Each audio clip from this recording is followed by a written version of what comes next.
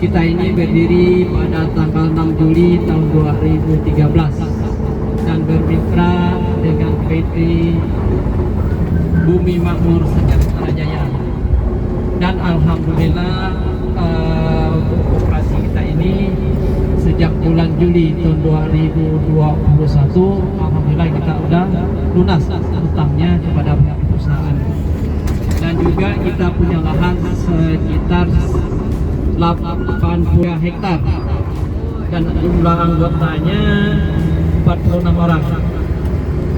Saya ikut di sini bersama pengawas koperasi yaitu Pak Suharman. Tujuan kita untuk mengikuti studi banding ini adalah untuk menambah pengalaman agar untuk kita terapkan di koperasi kita. Mungkin hanya itulah, sekian dan terima kasih. Assalamualaikum warahmatullahi wabarakatuh. Waalaikumsalam warahmatullahi wabarakatuh. Saya perkenalkan, nama saya Suharman.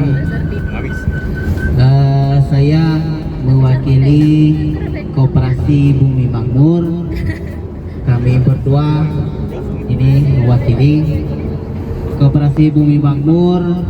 Adalah salah satu koperasi yang mewadahi petani swadaya atau mandiri dengan anggota lebih kurang 100 lebih orang yang bermitra dengan beberapa perusahaan.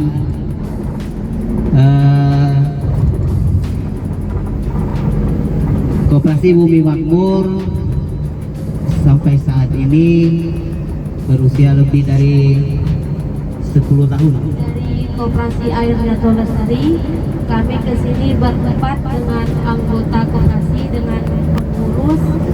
Motivasi kami untuk mengikuti studi banding ini adalah untuk menambah ilmu yang akan kami terapkan untuk kemajuan di koperasi kami. Koperasi kami berdiri tahun 2019. Alhamdulillah sudah panen di 2022. Terima kasih. Assalamualaikum warahmatullahi wabarakatuh.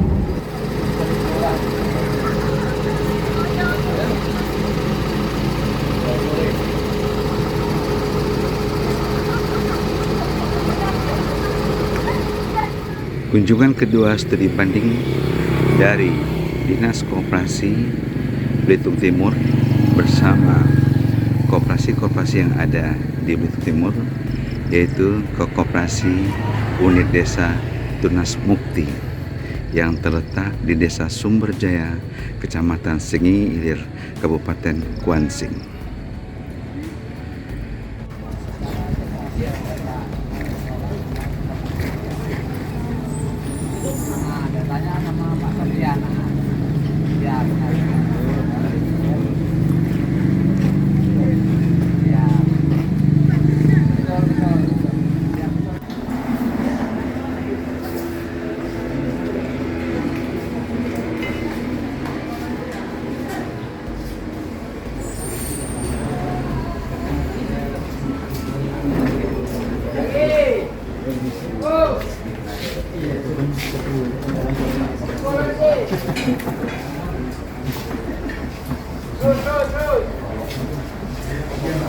Assalamualaikum warahmatullahi wabarakatuh. Waalaikumsalam warahmatullahi wabarakatuh. Alhamdulillah, bismillah, puji syukur kepada Allah Subhanahu wa taala yang telah banyak memberikan kesempatan kesehatan kepada kita semua sehingga pada sore hari ini kita bisa sama-sama bersilaturahmi di Kabupaten Tunas Mukti, Desa Sumberjaya.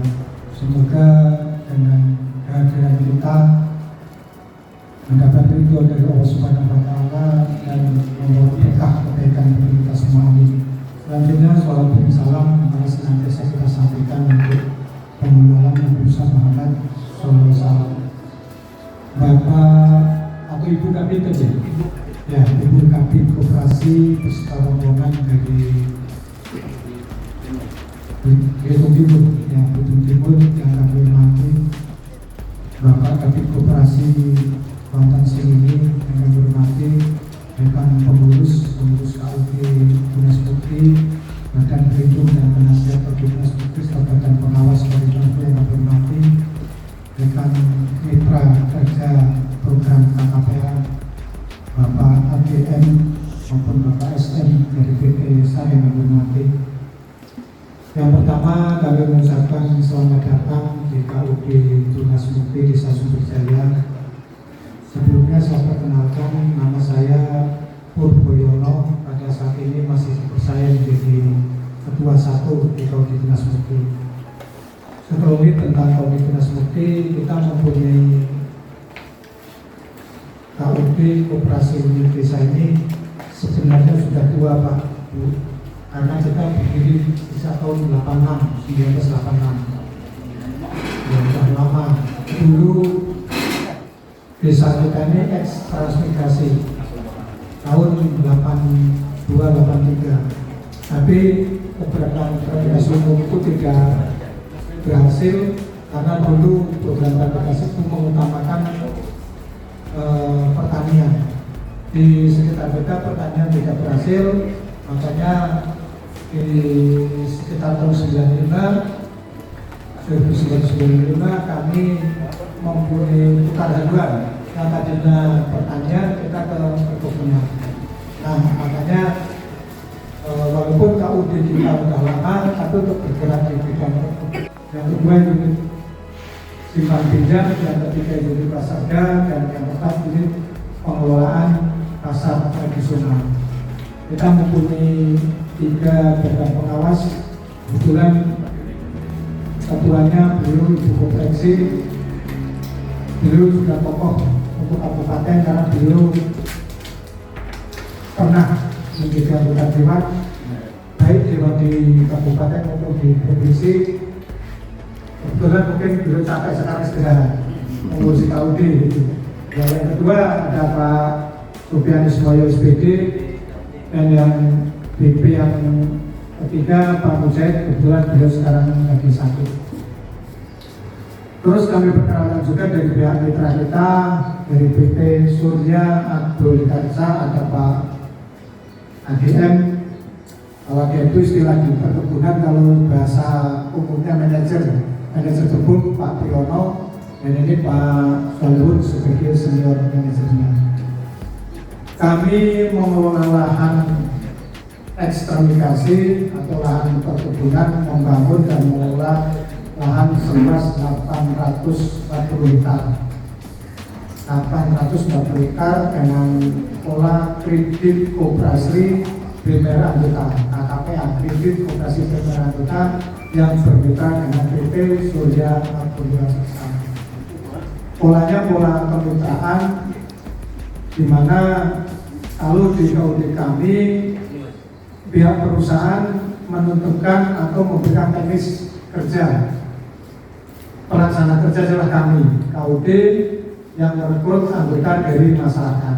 Jadi masyarakat kerja di kebunnya sendiri dibayar. Jadi sesuai dengan moto dari koperasi itu atau dari KUD, mensejahterakan anggota dan masyarakat pada umumnya. Keberadaan KKPA memang dirasakan karena kami tidak semua masyarakat di Sumberjaya ini mempunyai lahan KKPA, tapi bisa bekerja di lahan KKPA-nya. Informasi terakhir untuk produksi kami rata-rata tiap bulannya 2,54 ton. 2 ton setengah atau 2,5 ton per bulan per hektar. Dengan kalau untuk sekarang memang harga sawit itu tinggi, rata-rata gaji yang didapat kami itu 4 juta per hektarnya. Nah, untuk presentasi antara biaya atau operasional dengan SL yang diterima petani itu kurang lebihnya untuk biaya operasional, baik operasional kami di KUD, panen dan segala macamnya itu sekitar 30%. 30% untuk biaya operasional, 70% untuk pendapatan petani. Itu sekilas untuk KKPA kita. Nanti itu sekilas untuk KKPA kita. Nanti kalau Bapak Ibu mau mempertanyakan terkait dengan teknis membuat kebun, silakan bertanya sama Pak AGM atau Pak SM bisa. Kami yang pelaksana. Selanjutnya kita juga punya sifat pinjam atau basada, sama mungkin di operasi tempat Bapak Ibu sana juga ada, tidak sebeda. Cuma ada kelebihan kami di sini bisa dapat mengelola pasar tradisional. Pasar tradisional ini adalah bantuan dari Kementerian Koperasi. Dulu koperasi kita pernah memperoleh atau mendapat peringkat koperasi berprestasi di tingkat provinsi Riau, mendapat prioritas untuk program revitalisasi pasar tradisional. Kita dapat bantuan dari Kementerian Koperasi untuk pembangunan pasar ini 900 juta. Nah, dengan modal 900 juta ini kami kembangkan, kami bekerja sama dengan pemerintah Desa Sumberjaya membangun pasar yang sudah ada. Dan alhamdulillah pasar kita termasuk pasar yang besar di Kuantan sini ini diakui sebagai pasar tradisional terbaik. Kalau untuk di provinsi, kebetulan di provinsi tidak ada lomba pasar, jadi sampai sekarang belum tahu peringkat beberapa untuk pasar tradisional. Mungkin itu gambaran sepintas kota kita, kondisinya begini, tapi kami sendiri tidak tahu kenapa Pak Kabit kok menunjuk Audi Dinas Mukti sebagai tempat studi banding dari Bapak Ibu sekalian.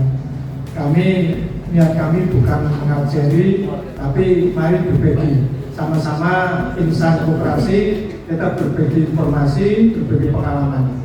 Mungkin kemungkinan hanya kebetulan Audi kami ditunjuk, bukan Audi kami merasa hebat, bukan. Hanya kebetulan juga dari tahun ke tahun, mungkin Bapak bisa tengok di samping ini piagam kami dari tingkat kabupaten, provinsi, bahkan sudah di tingkat nasional kami pernah dapatkan. Pernah salaman dengan Pak Jokowi, Pak. Walaupun sangat ketat waktu itu salaman dengan Pak Jokowi ya. Jadi mungkin itu penanda dari kami. Kita santai saja Pak Bu, diskusi sifatnya kalau memang perlu informasi baik terkait kalau yang utama nanti terkait dengan pengolahan lahan ataupun kelapa sawit ya kita sampaikan aja, nggak usah ragu.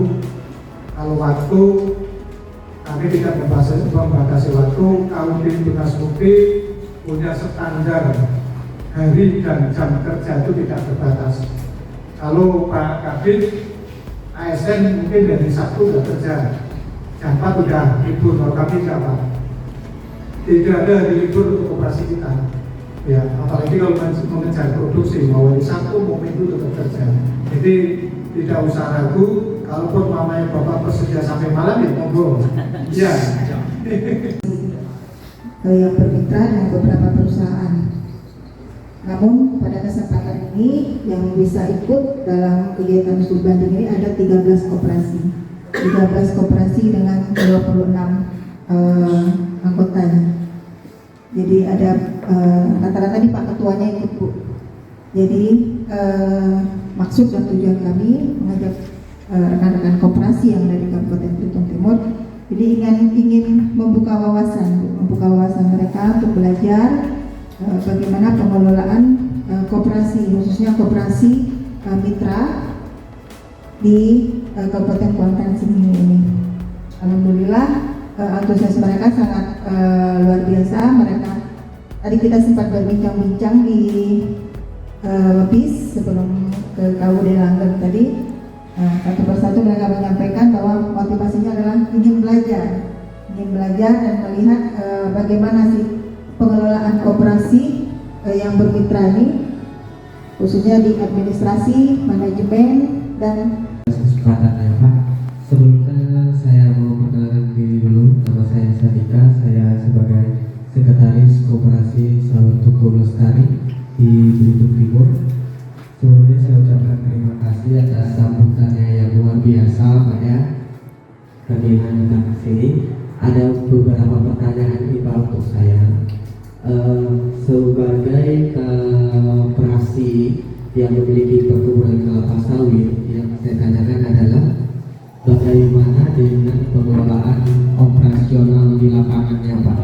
Apakah itu dikelola 100% murni oleh pihak mitra, artinya dikelola oleh karyawan, atau dikelola oleh anggota? Misalkan itu dikelola oleh anggota, sistemnya seperti apa? Apakah sudah dari awal dalam perjanjiannya dengan mitra itu memang hak pengelolaan perawatan atau operasionalnya itu dilakukan oleh anggota koperasi? Yang kedua, juga untuk pengawasannya Pak, seperti misalkan biaya-biaya yang dikeluarkan itu untuk KUD, auditnya seperti apa kepada pihak mitra? Pembiayaan dan biaya operasionalnya itu. Selanjutnya pertanyaannya, bagaimana laporan yang dilakukan oleh pihak perusahaan? Ini laporan keuangannya itu diberikan dia setiap bulan atau diberikan ketika melakukan RAT? Seperti itu Pak. Ada 3 pertanyaan. Sekian dan terima kasih.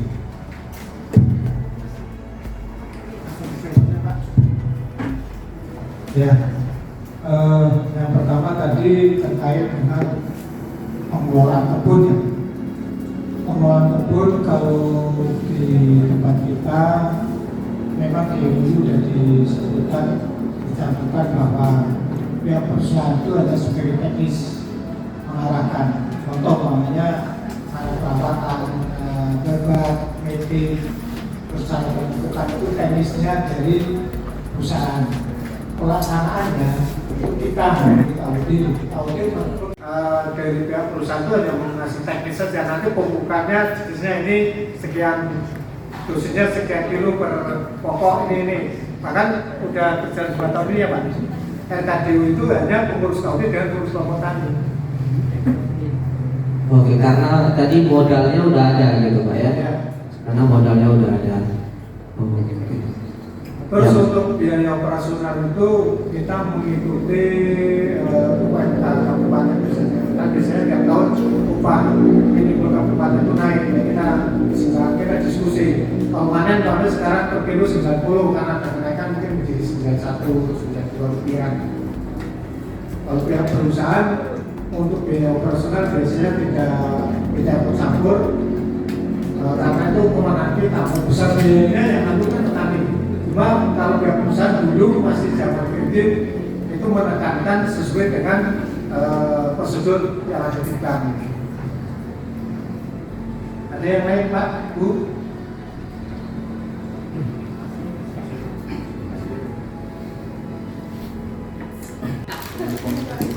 Assalamualaikum warahmatullahi wabarakatuh. Waalaikumsalam warahmatullahi wabarakatuh. Nama saya Hardi, Ketua Koperasi Makmur Sejahtera dari Desa Ejri, Kabupaten Belitung Timur.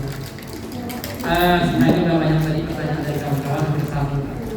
Cuma satu yang saya lihat tadi di dalam perjalanan, apakah itu sawitnya KUD-nya atau sawit perusahaannya? Saya lihat untuk replanting itu ada yang memakainya dibunuh gitu, tidak dirobohkan. Apakah ini menghemat daya atau juga bagaimana resikonya? Karena kita akan lihat tadi di jalan tuh sawitnya dibunuh, baiknya langsung ditanam dulu. Mungkin disebut Ini teknis perkebunan nih, Pak Esok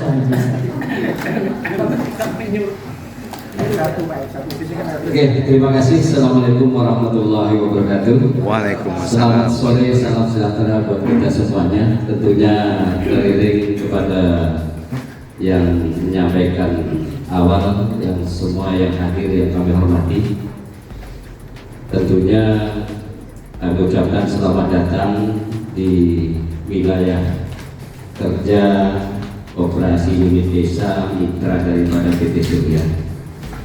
Sebelum kami menyampaikan apa yang disampaikan oleh teman-teman dari Koperasi Belitung Timur, perlu kami sedikit sampaikan siapa PT Surya, kenapa PT Surya ada di sini. Yang pertama tadi sudah dijelaskan oleh Pak Purboyono selaku mitra kami dan kebetulan beliau Ketua KUD Tunas Mukti, bahwa dasar kependudukan yang ada di wilayah Desa Sumberjaya khususnya dan umumnya yang ada di Sihilir kecamatan ini itu adalah ekstransmigrasi umum. Jadi kalau sudah ekstransmigrasi umum, tentunya kita sudah sama-sama tahu pemerintah sudah memprogramkan dan sudah mengalokasikan lahan pekarangan, lahan usaha 1 dan usaha 2. Nah, rata-rata pemerintah menempatkan dari tahun 83 sampai 87. Tentunya tidak seperti yang kita lihat sekarang. Jadi untuk koperasi yang ada di wilayah Kecamatan Sihilir ekstransmigrasi rata-rata berdiri badan hukumnya di tahun 86. Nah, beberapa operasi di sini mungkin ribuan hektar mitra. Kami semuanya nasibnya hanya dititipkan oleh mereka.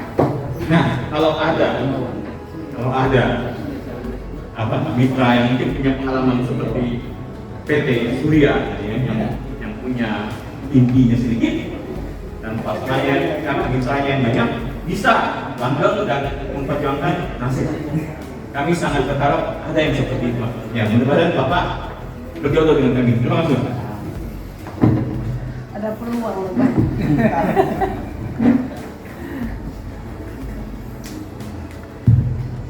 Terima kasih. Sebenarnya sederhana tadi. Kalau kita sudah sama-sama sepakat kok dalam perjalanan ada yang kurang paham, tentunya disepahamkan. Artinya apa? Kalau sudah ada perjanjian kerjasama, tidak usah sungkan-sungkan ditinjau ulang di pasal mana, di ayat mana, di bab mana yang bisa menyebabkan celah untuk salah satu daripada pihak itu melakukan action secara individu sepihak. Nah, tentunya ini tidak lepas karena kita berbadan hukum koperasi, tidak lepas dari Ibu Dinas Koperasi sebagai orang tua kita. Ya. Kami selalu Pak, terus terang sama Pak Yohep itu kalau bertengkar setiap hari bertengkar kami jumpa sama beliau. Tapi pertengkaran kami itu untuk memang membangun. Beliau selalu kritik kami, Pak Soliho ini begini kami jalankan. Pak Purbo ini begini dijalankan. Beliau. Jadi beliau ini kalau dibilang ahli koperasi mungkin termasuk Bapak Koperasi Kuansi. Beliau. Ya, Bapak Koperasi Kuansi. Karena dari mulai saya kecil kenal beliau di koperasi, sekarang masih di koperasi. Artinya beliau menguasai tentang itu. Nah, kemudian yang kedua, kalau lah memang tadi saya sangat tertarik, Bapak yang hadir di sini itu berapa lembaga Pak? Lembaga koperasi yang hadir di sini? 13 koperasi. Kalau di sini 6 koperasi saja bisa 1 pabrik. Di sana kami ada 7 koperasi 1 pabrik. Artinya mendorong, memotivasi supaya mitra itu mendirikan pabrik. Kami PT SAR di sini di satu kecamatan ada 2 pabrik. Karena apa? Untuk ini daripada mitra kita. Nah, kalau 13, saya pikir 6 saja bisa mendirikan pabrik, walaupun bukan KUD yang mendirikan.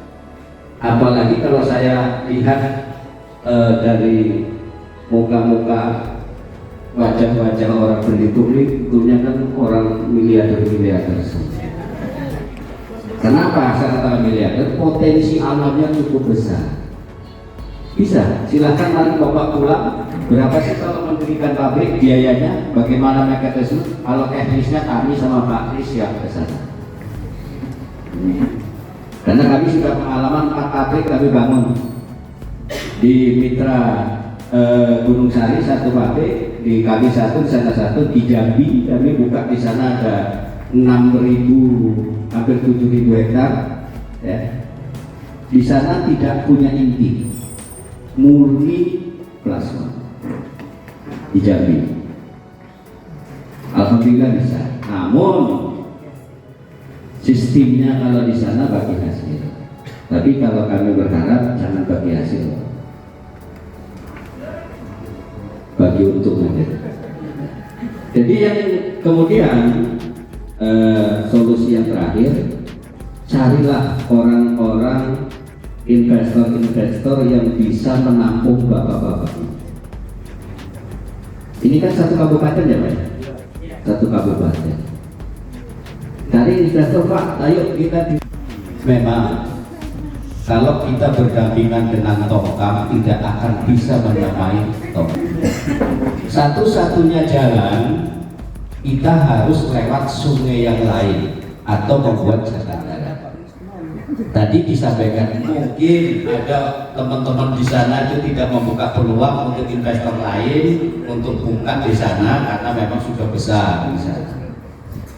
Atau tadi malah dibuka di sini mungkin dari sisi aspek regulatornya. Dari pemerintah, ya sudah pandai-pandai UKB di sini. Pokoknya UKB aja kita kedepankan, bupatinya dan sebagainya. Tentunya kalau keluar ini kan keluar betul-betul untuk masyarakat, bukan untuk industri ya, untuk pribadi. Jadi 3 poin itu saya rasa yang perlu. Kalau kami si pada prinsipnya lebih untuk membangun kebersamaan. Ya, alhamdulillah 3 kali ya Bapak ya. 3 kali pertama kami membangun di transmigrasi, tidak pun berhasil, sudah bisa dinikmati. Kalau saya bilang berhasil nanti terlalu tinggi, sudah bisa dinikmati.